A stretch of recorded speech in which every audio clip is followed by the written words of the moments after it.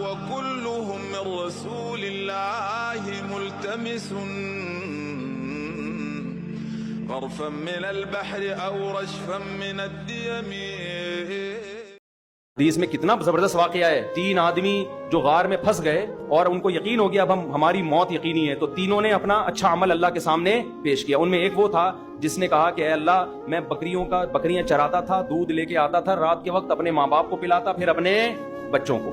ایک دن مجھے دیر ہو گئی, میرے ماں باپ سو گئے, بچے آئے مانگنے کے لیے, مجھے غیرت آئی کہ اپنے ماں باپ پہلے اپنے بچے بعد میں, تو میں ماں باپ کو میں نے اٹھایا نہیں کہ نیند خراب ہوگی, اور بچوں کو پہلے پلا دیتا تو میری غیرت یہ گوارا نہیں کر رہی. پہلے میرے باپ اور پہلے میری ماں ہے. اے اللہ, میں ساری رات پیالہ ان کے سر پہ لے کے کھڑا رہا ہوں اور میرے بچے مجھ سے وہ دودھ مانگتے رہے. میں نے کہا نہیں, پہلے ماں باپ. یہاں تک کہ جب صبح ہوئی ہے, ان کی آنکھ کھلی, پوری رات کھڑا رہا. میں اس لیے کھڑا رہا کہ رات میں اگر آنکھ کھل گئی تو بیچارے بھوکے ہیں. اے اللہ, اگر تجھے میرا یہ عمل پسند آیا اور میں نے یہ تجھے خوش کرنے کے لیے کیا ہے, تو آج جس عذاب میں مبتلا ہوں اس عذاب کو ہم سے دور کر دے. اس میں آتا ہے وہ پتھر اپنی جگہ سے لڑک گیا. وہ بھائی تبلیغ کی کیوں نہیں ضرورت ہے؟ جو آج کل پوری دنیا میں ہم جہاں بھی گئے ہیں نا, تبلیغی جماعت کی خیر برکتیں نظر آئی ہیں پوری دنیا میں. کہاں کہاں وہ میں گیا تھا تنزانیہ کے جنگلوں میں, ان جنگلی لوگوں پہ تبلیغ والوں نے کام کیا, ان میں سینکڑوں کو مسلمان کر دیا ہے. سکتے ہیں تنزانیہ میں مسائی قوم ہے, وہ جانور کا خون پیتے ہیں, کھڑے کھڑے جانور کا, ایسے جنگلی, ان کو مسلمان کر دیا. تو جنگلوں میں کیا, دنیا میں کہاں کوئی جگہ نہیں. اس میں تو بہت, تو اللہ کی بہت بڑی نعمت ہے. گناہ جب انسان کی عادت پڑتی ہے نا, تو ماحول جب تک چینج نہیں کرتا وہ عادت چھوٹتی نہیں ہے. اس کے لیے تبلیغ کا راستہ ہے بہترین, اس میں جائیں گے عادت چھوٹے گی. جلدی سے زبان کا نام دے دو میرے بھائی. مفتی صاحب حالیہ صورت میں اسرائیلی پروڈکٹ اسپانسر کرنے والے میکڈونلڈ وغیرہ کا بائیکاٹ کرنا, یہ بہت سوال پوچھا جا رہا ہے. دیکھو, بائیکاٹ کا فائدہ جب ہوتا ہے جب بھرپور طریقے سے ہو. بائیکاٹ سے نقصان تو ہوتا ہے ان لوگوں کو, لیکن ہوتا یہ ہے کہ ایسی تحریکیں چلتی ہیں, ایک دم شور شرابہ ہوتا ہے, 4 دن لوگوں نے پیپسی پینا چھوڑ دی, اس کے بعد سارے پہلے سے زیادہ پینا شروع کر دیتے ہیں.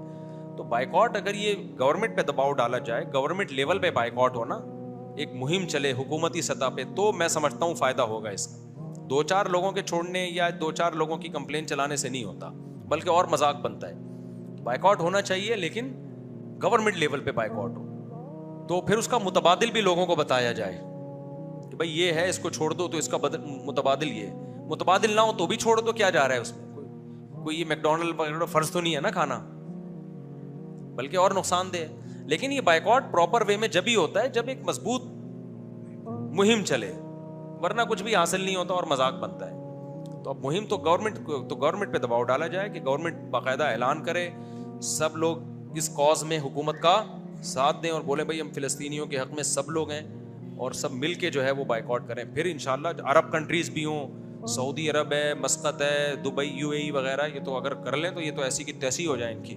شاہ فیصل شہید رحمۃ اللہ علیہ نے پیٹرول بند کیا تھا, اسرائیل نے گھٹنے ٹیک دیے تھے, مذاکرات کی میز پہ آ گیا تھا. تو پیٹرول بند کر دو یا ان کی مصنوعات کو علی الاطلاق چھوڑ دو. اس کا اعلان ہو کہ بھائی ساری مصنوعات نہیں چھوڑی جا سکتی, ناممکن ہے. مشہور پروڈکٹ جو ہیں جس میں ان کو زیادہ فائدہ ہے, اس کے اناؤنسمنٹ ہو, لسٹ جاری ہو, اس پہ پبلسٹی ہو, میڈیا اس کو اچھالے, جیو نیوز سے, سما نیوز سے, بول نیوز سے, ہر جگہ ایک دعوت چلے. پھر سعودی عرب میں بھی ہو, UAE میں بھی ہو, پاکستان میں بھی ہو, ہر جگہ ہوگی تو فائدہ ہوگا. ادروائز پھر مذاق اڑتا ہے اور کچھ بھی حاصل. آپ صلی اللہ علیہ وسلم نے فرمایا, لوگوں کو اگر پتا چل جائے کہ صفحے اول میں کتنا ثواب ملتا ہے تو اتنی لڑائیاں ہوں کہ قرآن اندازی کی نوبت آئے. پورا محلہ, وہ جو اجر ملے گا نا قیامت کے دن, جو پروٹوکول ملے گا اللہ کے دربار میں, وہ لوگ اپنی آنکھوں سے دیکھ لینا, وہ قیامت کا منظر اللہ دکھا دیں کہ صفحے اول والے آج کہاں ہیں. تو نبی نے فرمایا محلے والوں میں جھگڑا ہوگا, ہر آدمی کہے گا تیرے باپ کی سیٹ ہے جو آگے پہلے سے بیٹھا ہوا ہے, صحیح ہے نا, ہر آدمی جھگڑا کرے گا, ابے تیرے باپ کی جگہ ہے جو میں بیٹھوں گا یہاں پہ, وہ کہے گا میں بیٹھوں گا. اتنی لڑائیاں ہوں گی کہ فیصلہ کس سے کیا جائے گا؟ قرعہ ڈالا جائے گا. آج کیونکہ ہمیں اپنی آنکھوں سے دیکھ نہیں رہے, لہذا ایسے پوستیوں کی طرح رڑتے آتے ہیں, وہ بالکل پیچھے بیٹھے. آگے جگہ بھی ہوتی ہے تو کوشش کرتے ہیں پیچھے ہی کھڑے رہیں, کیونکہ تاکہ نکلنے میں آسانی ہو, سلام امام پھیرے اور فوراً بھاگ سکیں.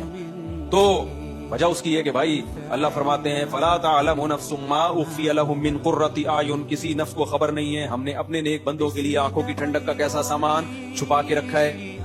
تو جو نیک بندوں کے لیے آنکھوں کی ٹھنڈک کا اللہ نے سامان چھپایا ہے، اللہ وہ اگر دکھا دے تو میرے بھائی پھر ہمیں ان تقریروں کی ضرورت نہیں رہے گی. ہم میں سے ہر شخص کوشش کرے گا نماز میں پہلے سے آئے. کچھ لوگوں کی عادت ہوتی ہے ایک رکعت نکالنا فرض ہے. ہمارے محلے میں ایک صاحب ہوا کرتے تھے، فجر میں لازمی ایک رکعت نکلتی تھی ان کی.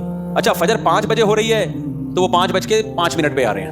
ہم ان سے کہتے تھے یار ایک رکعت کیوں نکالتے ہو، تھوڑا 2 منٹ پہلے آ جاؤ. کہتے یار اصل میں رات کو نیند پوری نہیں ہوتی.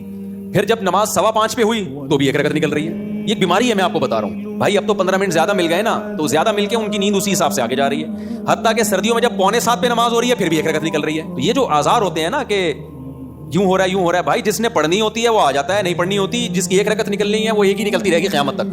جس کی 2 رکعتیں نکلنی ہیں، اتحیات والے بھی ہوتے ہیں، اتحیات میں آ رہے ہوتے ہیں، وہ ہمیشہ آپ دیکھنا اتحیات میں ہی ہوں گے.